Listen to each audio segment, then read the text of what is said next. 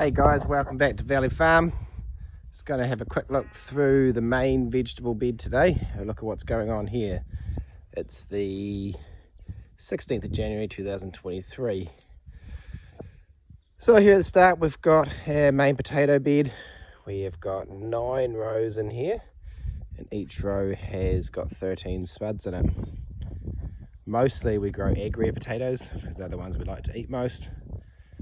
There's also two other varieties, Māori potatoes, which are especially in New Zealand, and then also some red ones. Here we have our kumara, start of our kumara or sweet potato, if you're in a different country. Yams, which are a real New Zealand thing, delicious in a roast. They're pumping away, look a bit like clover. Some more sweet potato or kumara, more kumara. Here's a little bit of outside tomatoes, a lot behind the indoor ones, but they'll come along over the next few weeks and be our main late crop. I've got a bit of a lettuce bed through here. This is an area really we scattered a whole lot of seeds through, and now we sort of transplant out of the other areas as well as using this as a lettuce bed, so it sort of serves two purposes in that way. I've taken a lot out of there. I planted 150 in one of our glass houses from out of this patch just the other day, and you'd hardly know it'd been in there in many ways. Nasturtium, which last year we found a really good new use for. We started using it to make a pesto, and honestly it's amazing. We've been growing it for years, mostly as a ground cover and just a pretty plant, but it makes a delicious pesto. And then we've got rocket through here.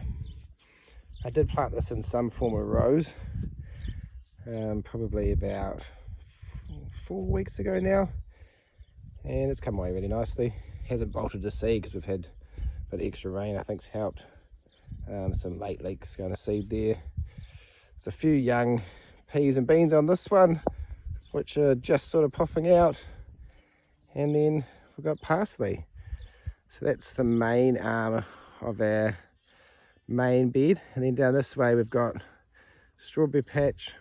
We've had terrible weather over the last few weeks, lots of rain, so we end up losing a lot of our main harvest. We had a good early harvest and we've got more to come, but you can see there's still berries on there that need to be stripped off that just haven't come through. But I don't know if you can see, but underneath there, right in the centre, there's starting to come away slightly better again, which is good.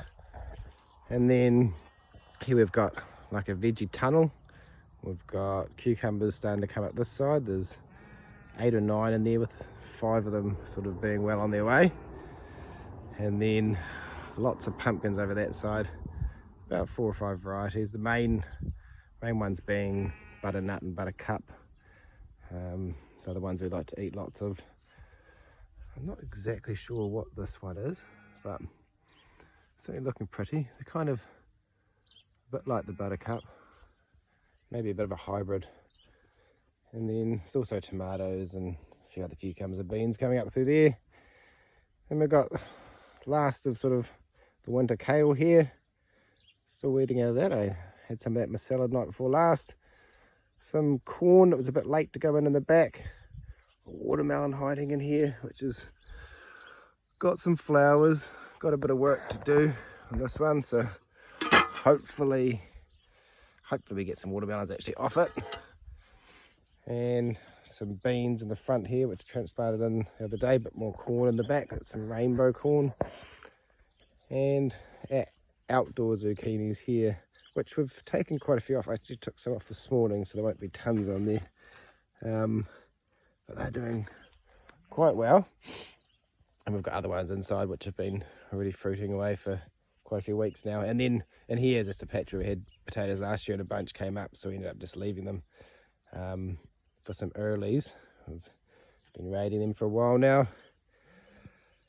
Over on this side we've got 3 rows of leeks on the end. I've only been in there for a couple of weeks, 10 days maybe, and they're coming away nicely. And carrots through here, which we had a really good strike on. They can be really difficult to germinate, but thankfully we planted these just before a big patch of rain, which gave them a really good germination. They need a good solid 10 days of being quite moist, which is hard if you've got really, really hot days to simulate. And then in here, big patch of silver beet, and we're back to the strawberry patch. So yeah, that's how the main garden's looking on the 16th of January 2023.